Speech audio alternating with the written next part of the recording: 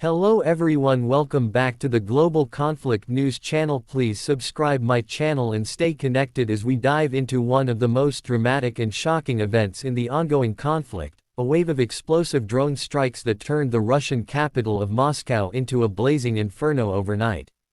The attack has not only shaken the physical core of the city but also rattled the psychological confidence of Russia, sending a clear message that Ukraine's drone warfare has evolved into something far more strategic and destructive than ever before. For months, drones have been used in skirmishes and tactical strikes, but the scale and precision of this recent assault mark a new phase of the war, one that demonstrates how unmanned aerial systems can redefine modern warfare, testing defenses and shattering the illusion of security even in one of the most heavily fortified cities in the world. The exterior view of the story is impossible to ignore. Imagine Moscow, a city usually lit by the warm glow of historic architecture and bustling with nightlife, suddenly plunged into chaos as swarms of drones streak across the night sky, their small frames illuminated by fire and explosions.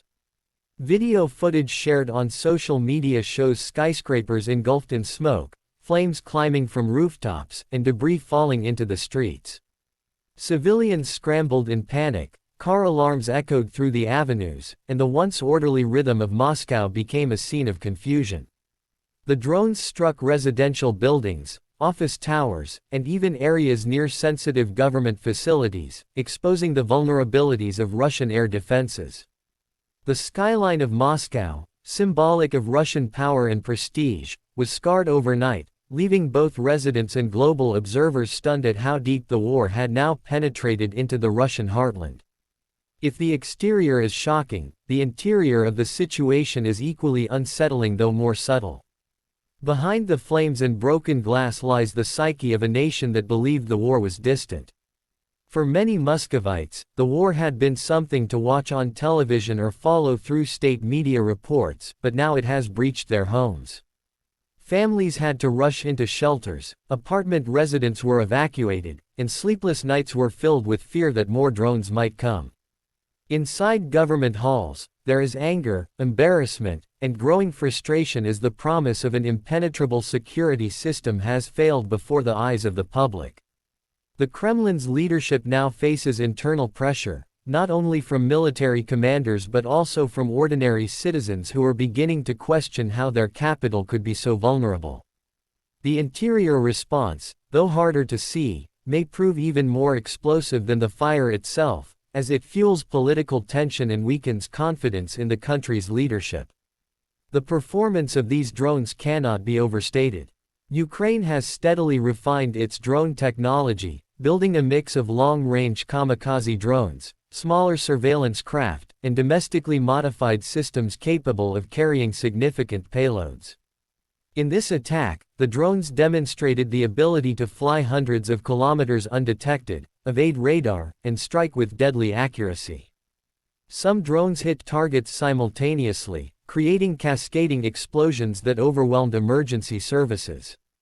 Others appeared to have used coordinated flight paths, confusing Russian air defense systems and slipping through the gaps in coverage. Performance is not just measured in destruction but also in the cost-effectiveness of the attack. Compared to the billions Russia spends on anti-air systems like the S-400, these drones cost only a fraction yet manage to bypass them and wreak havoc in the most secure city of Russia. This performance gap underscores the future of asymmetric warfare, where smaller, cheaper technology can neutralize expensive, traditional defenses. When considering safety features, the irony is profound. Russia has invested heavily in creating what it claims are some of the world's best air defense networks, with layered systems designed to intercept everything from fighter jets to ballistic missiles. Yet these safety features, meant to protect Moscow, failed dramatically against waves of relatively inexpensive drones. Some were shot down, and footage captured glowing streaks of interceptors slamming into the night sky, but too many drones got through. Civilians, who trusted in the idea of a secure Moscow, learned that no safety feature is absolute. In contrast, the safety features designed into the drones themselves helped ensure mission success. Many of them flew at low altitude, hugging the ground to avoid radar detection, and some even employed evasive maneuvers or were programmed to split into separate paths, increasing the difficulty of interception. The lesson from this episode is that in modern war, safety is not about building walls of steel, but about adaptability and resilience in the face of evolving technology. The unique selling points of these Ukrainian drones are what make them such a game changer. They are small, fast, and difficult to detect, with the added advantage of being relatively cheap and easy to produce. Unlike large missiles that require sophisticated launch systems, drones can be deployed in large numbers, overwhelming defenses by sheer volume. Another key advantage is their ability to be guided with precision. Using satellite navigation, pre-programmed coordinates, and in some cases real-time adjustments, drones can strike specific buildings, infrastructure, or symbolic targets. Their psychological impact is also part of their uniqueness. A missile strike is terrifying, but drones hovering and buzzing above a city create a sense of constant fear and uncertainty. They are silent hunters, capable of appearing without warning, making life in targeted cities uneasy and unstable. This fear factor is something that cannot be measured in numbers but has immense strategic value. By bringing the war into Moscow itself, Ukraine's drones have shaken the confidence of ordinary Russians in ways that tanks and artillery never could. When it comes to price, the contrast is staggering. A single drone can cost anywhere from a few $1,000s to tens of thousands depending on its size and modifications.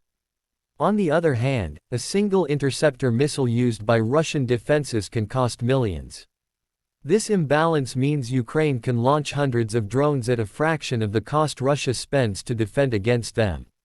It's an economic equation that heavily favors the attacker. Moreover, the cost of repairing damaged buildings, compensating victims, and maintaining emergency response services adds billions more to Russia's burden. In the grand scheme of war economics, drones are not just tools of destruction but tools of attrition, slowly draining the financial and psychological resources of the enemy. The strikes on Moscow highlighted that war is no longer just about tanks rolling across fields or fighter jets engaging in dogfights. It is also about cost-effective, high-impact weapons that can bypass traditional military calculations. As we move to the conclusion, it becomes clear that the drone strikes on Moscow represent more than just a military tactic. They are a symbol of shifting power in warfare, where technology and innovation can level the playing field between a smaller nation and a global superpower. For Russia, the Inferno in its capital is not only a physical scar but a warning that the war can no longer be confined to distant battlefields. For Ukraine, it is a statement of resilience and ingenuity, showing that despite being outnumbered and outgunned, it can still hit back in devastating fashion.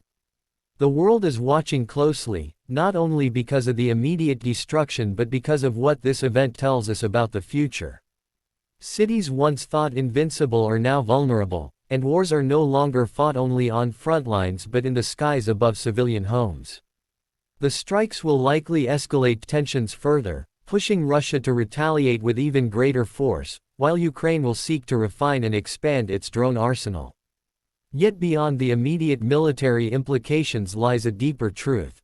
This inferno in Moscow has exposed the fragility of modern security, the power of asymmetric warfare, and the dangerous new era in which drones are no longer just tools of surveillance but instruments of devastation capable of reshaping global conflicts.